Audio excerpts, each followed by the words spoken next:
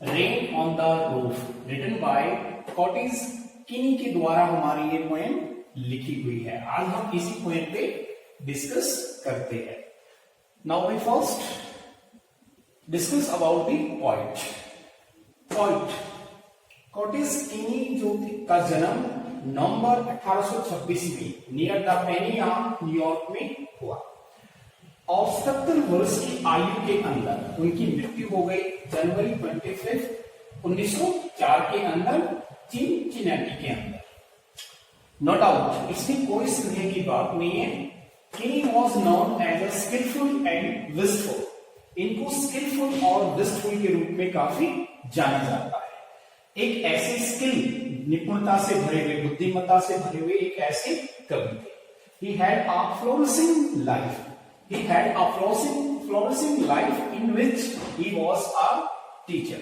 यहां तक इनकी लाइफ जो है बड़ी ही फ्लोरिशिंग रही, जिसमें ये टीचर भी रहे, एक मिलिट्री ऑफिसर्स भी रहे, लॉयर भी रहे, एक जर्नलिस्ट भी रहे, पॉलिटिशियंस भी रहे एंड अ पोइट, और फिर एक कवि बन गए। थ्रू आउट हिज लाइफ, अपने संपूर्ण जीवन के दौरान, he made the time to write poetry. उनके पास अत्यधिक समय उन्होंने कमाया या बनाया अत्यधिक कविताओं को लिखने का। One of the most famous poem written in 1849, उनकी सबसे फेमस पोएम जो 1849 को लिखी गई थी was the lifting and haunting. Lifting and haunting उनकी बड़ी ही प्रसिद्ध पोएम थी। इस पोएम ने उनको चरम बिंदु पर पहुंचा दिया। द प्रेजेंट पोएम, हमारी वर्तमान जो कविता है rain on the roof, could be said, कही जा सकती है that this poem establish the name of Coates Kinney as a popular poet. कि पॉपुलर पोएट की श्रेणी में हमारी वर्तमान कविता ने उनको ला दिया। तो हमने उनकी कुछ प्रारंभिक जीवन के बारे में पढ़ा। Now we discuss the main point of this poem. The poet lay in his bed. जो पोइट है इस कविता के अंदर अपने बिस्तर पर लेटी हुई है and hears the sound of the clouds and raining drops. ये सुनते हैं बादलों की गरजने की आवाज और फिर उसके उपरांत पड़ती हुई बारिश की बूंदों।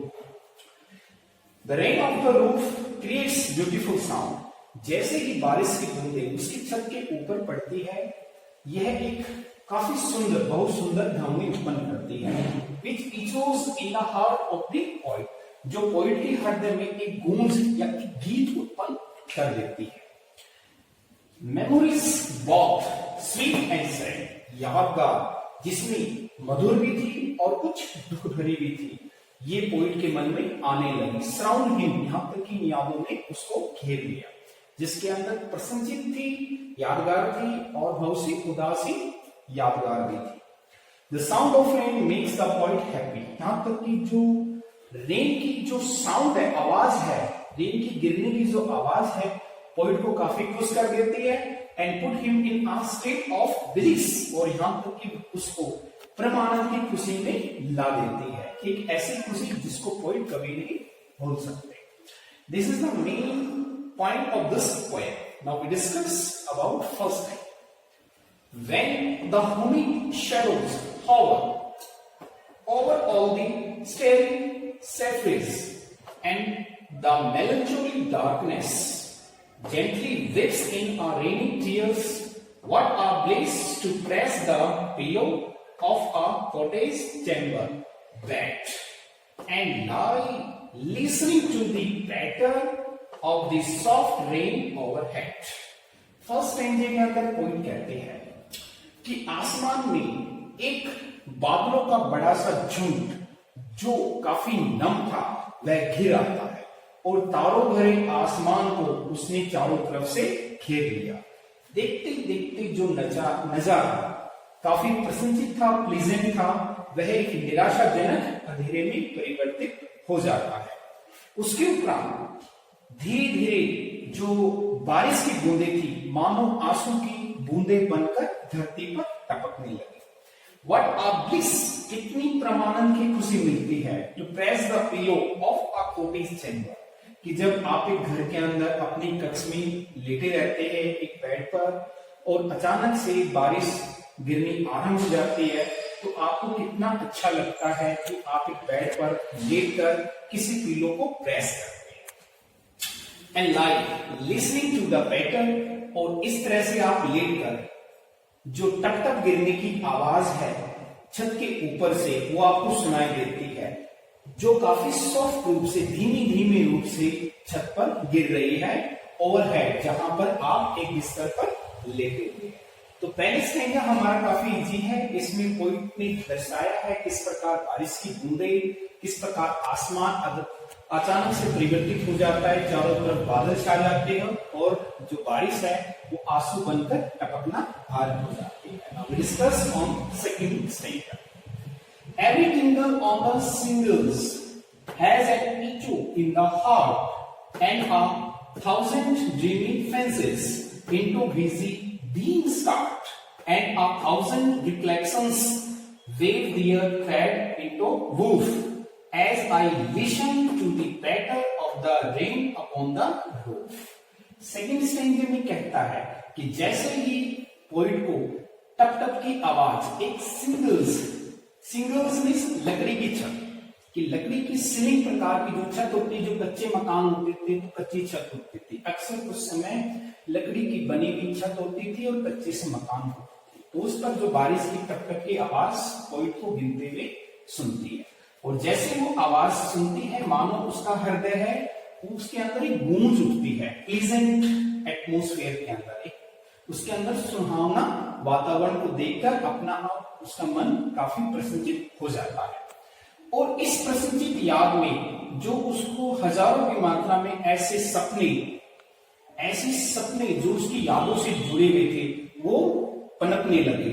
और यहां तक कि उसके व्यस्त जीवन के अंदर हजारों की मात्रा में ऐसे सपने उड़ने लगे या उसको वो सपनों में खो जाता है उन सुनहरी यादों के। एंड 1,000 रिकलेक्शंस, और कुछ हजारों की मात्रा में उसको यादें जो उसके पास से जुड़ी हुई थी, अच्छी एटमॉस्फेयर से जुड़ी हुई थी, अच्छी घटनाओं से जुड़ी हुई थी, तो ऐसी कुछ यादें उसके हृदय में आने लगी बारिश की बूंदों को देखकर। Weave their thread into woof, और यहां तक कि उसकी यादों का हवा के अंदर एक ताना बाना सा होना आरंभ हो गया।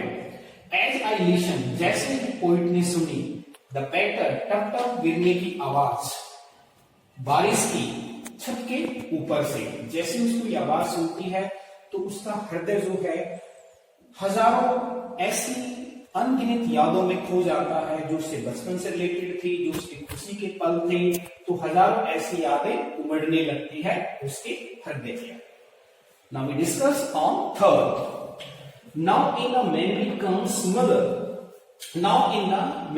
comes mother, as she used in years ago, to regard the darling dreamers, and she left them till the dawn. Oh, I feel her fond look on me. As I listen to this refrain, which is played upon the shingles by the patter of the rain. Third stanza के अंदर जो poet है वो अपनी उस बचपन काल को याद करता है जब उसकी मदर उनके साथ थे, उसकी मदर के प्यार जो उनके बच्चों के प्रति दर्शाया गया था उसकी यादगार आना आरंभ हो जाती है, उसकी यादों से भर जाता है।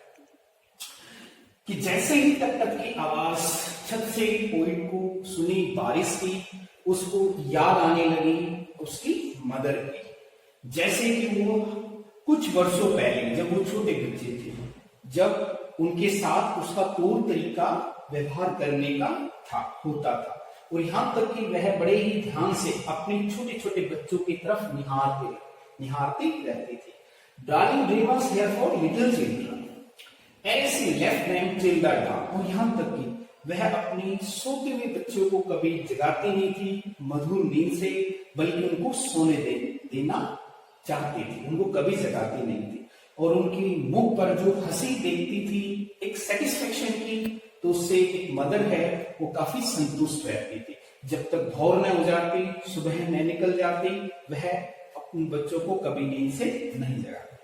ओह I feel her form look on me, poet कहते हैं एक दुख के साथ, आज भी मैं उसी लुक को आज भी उसी जिस प्रकार से उसकी मदर उनको बचपन में देखती थी उसी चीज को आज भी बहुत ही ज्यादा मिस करते हैं, आज भी बहुत ज्यादा याद करते हैं। एज ए लिसन, जैसे ही वो सुनते हैं, लिसन टू दिस रिफ्रेन, इस अस्थायी गीत को जो बारिश के द्वारा छत पर गिरने से उत्पन्न होता है, which is played upon the singles, जो कि बारिश के द्वारा छत पर टप टप करने की आवाज से अस्थायी गीत होता है।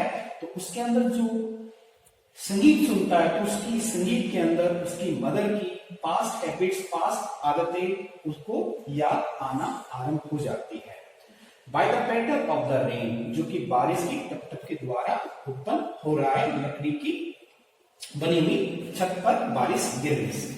तो थर्ड स्टेंजा हमारा पोइट की मदर की याद से जुड़ा होता है। शायद अब पोइट की मदर जीवित नहीं है, इसीलिए वह उनसे काफी लगाव रखते हैं और उनकी प्रति अपनी संवेदना को व्यक्त करते हैं। Now we discuss about the poetic devices. The first of all, the rhyming scheme. The rhyming scheme of this poem is repeated same. The first R, second B, C, B, D, E, F, E. This repeated the two more stanzas, same it is. Now discuss about the devices, poetic devices. Humic shadow hover, H repeated 2 times. It means as electrocution device used here. Static surface, S repeated 2 times. It means that electrocution used here. Melancholy rainy tears. In 2 sentences repetition imaginary. Imaginary कल्पना की गई है, इसलिए imaginary जो devices is used here.